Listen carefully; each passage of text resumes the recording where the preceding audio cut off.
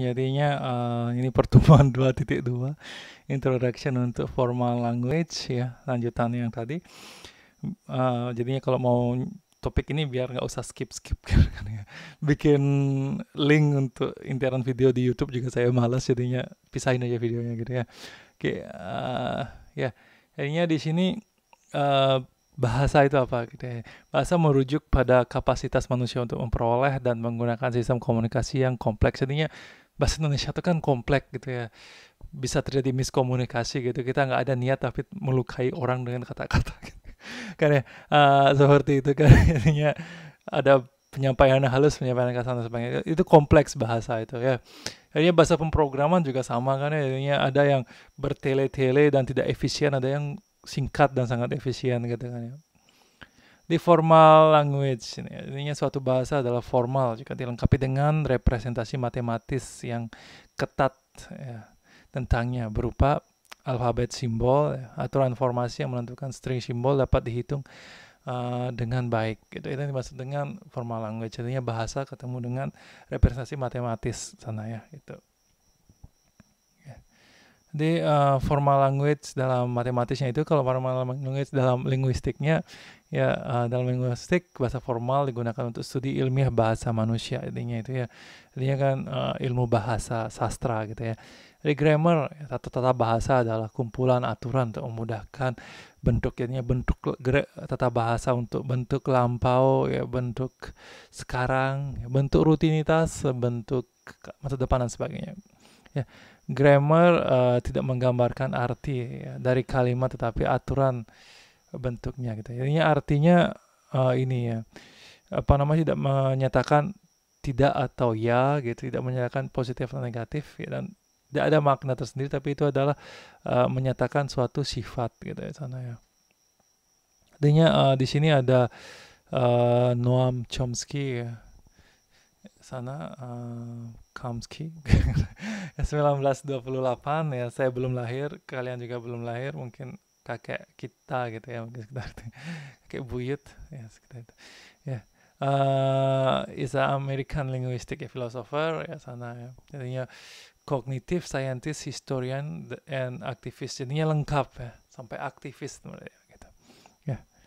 Oke.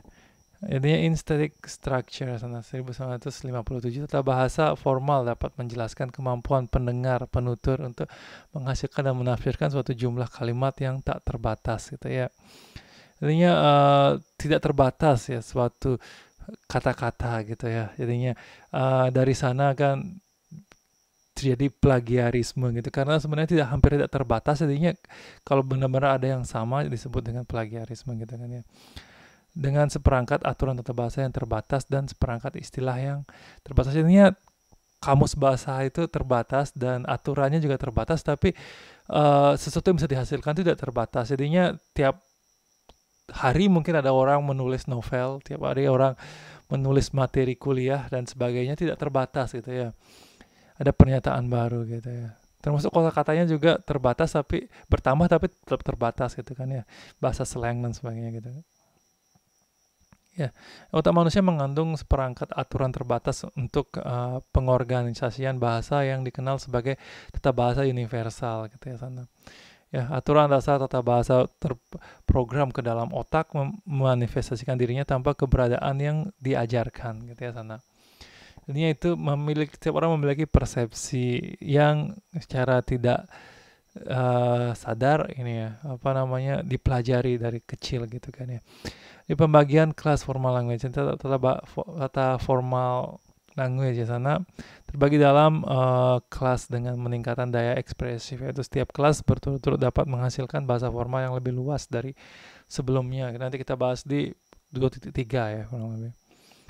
Jadi formal language dalam ilmu komputer ini ya. Dalam ilmu komputer, formal language digunakan dalam bahasa pemrograman dan pengembangan compiler gitu ya. Jadi ya kalau orang IT ditanya bisa bahasa apa, itu Java, Python gitu kan ya. Compiler mengubah kode sumber yang ditulis dalam bahasa pemrogram ke bahasa compiler lain. Jadinya sama-sama ditulis di bahasa Java, sama-sama ditulis di bahasa Python, tapi di-compile ke Linux dan Mac dan Windows beda nanti bahasa compilernya gitu ya, jadinya kompatibilitasnya beda gitu ya. Karena uh, Mac dan Linux ya sama-sama Unix mungkin memiliki kesamaan, dan dia banyak sekali program di Linux itu kalau dipaksakan bisa jalan di compile di Mac juga gitu ya. Kalau Mac ya nggak bisa di Linux itu ya kan, kecuali ada versi Linuxnya gitu kan ya. Cara kerja compiler adalah pendekatan pengenalan berdasarkan mesin abstrak ya, automata. Ini mesin abstrak automata ininya untuk segala perangkat gitu ya, abstrak di sana, yang menerima masukan kalimat dan memutuskan berdasarkan bahasa referensi. Ya, ada referensinya gitu ya. Misalnya struktur programming kan jelas di sana gitu ya. Ini misalnya ada decision ya, loop, dan pendefinisian variabel ya, tipe data dan sebagainya. Ini Stephen Klein di sana. Stephen Klein memperkenalkan finite automata di tahun 50-an. Keadaan abstrak mesin dengan memori terbatas. Ini memorinya terbatas. Jadinya bisa bekerja dengan menghitung keterbatasan memori tersebut. Dia mendemonstrasikan kesetaraan antara model seperti itu dan deskripsi urutan simbol hanya menggunakan 3 primitif logis ya. Jadi set produk dan iterasi gitu sana ya. 3 saja ya. Jadinya union ya, atau perkalian dan iterasi saja gitu ya sana. Terus Alan Turing ya, Turing mesin ini terkenal ya, sampai dibuat filmnya gitu. Dia yang mendasari gagasan push down automata ya. Keadaan abstrak mesin dengan memori tak terbatas. Ini yang digunakan sebagai dasar dari konsep ini. Ininya dibuat untuk segala mesin gitu ya. Ini tak terbatas. Ini satu algoritma itu bisa jalan di semua mesin ya. Memperkirakan kemampuannya bisa menyesuaikan kemampuan dengan mesin tersebut gitu ya. Tak terbatas hanya dapat diakses melalui mode terbatas itu ya sana. Itu intinya terbatas pada perangkat itu, tapi kalau dijalankan di perangkat yang lebih canggih, dia akan mengikuti lebih canggih tersebut gitu ya sana. Keadaan abstrak dari mesin dilengkapi dengan memori tak terbatas dalam bentuk strip tape ya sana. Zaman dulu masih strip tape ya sana. Ya, mesin Turing mensimulasikan logika algoritma komputer apapun dan mengenali kelas bahasa formal yang lebih besar ya sana.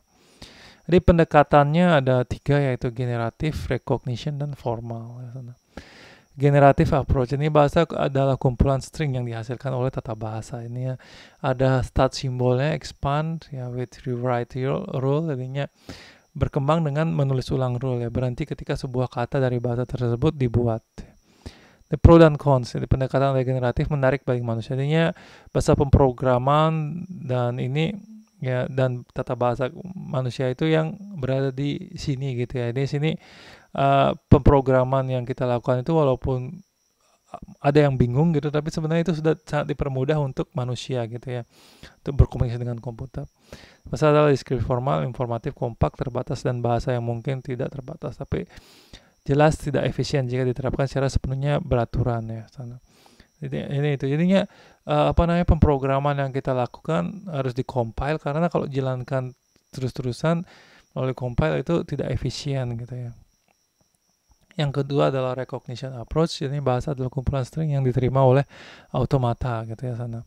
Dimulai dari keadaan awal ya sana.